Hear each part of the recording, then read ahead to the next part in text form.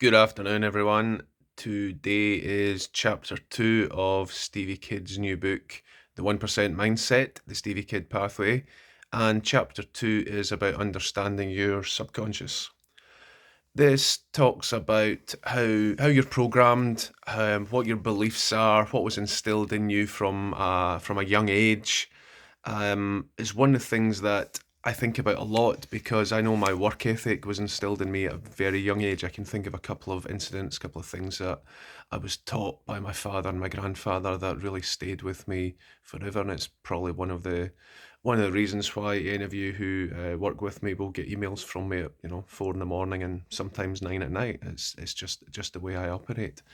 So Stevie talks a lot about that. One of my favorite parts of it is where he talks about thinking, creating action, and it's quite profound actually if you think if you think about it a bit more, and also talks about new thinking is required to create new opportunities. So I guess it's still classic. If you always do what you've always done, you'll continue to get the same results. So if you want to change, you want to move forward, do something different, then you need to start thinking about doing something differently. And clearly you need to take action and make sure that you do that. Stevie also talks about the 10-pin bowling analogy where the pins are always knocked down, but they spring back to life every time, and life is a bit like that. We all get knocked down, and it's not so much the getting knocked down, it's more the how do you respond to the getting knocked down and make sure you get back up. So I'm going to talk about my three key insights from the chapter. Again, throughout the chapter, Stevie talks about stillness, daydreaming, and that's really important. I'm still working on my stillness. I was speaking to Stevie about it this morning, and I've got a long way to doing that. So, top three insights for me are: number one, that thinking creates action.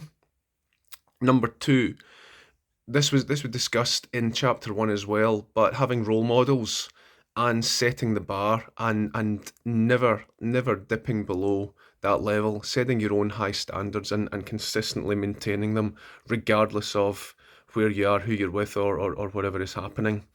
And the third one for me is the exercise that Stevie has us do at the end about living life without limits, where he suggests that we have one really unbelievable goal and three smaller goals. So in terms of me, my thinking, I want to be able to speak Greek within a year.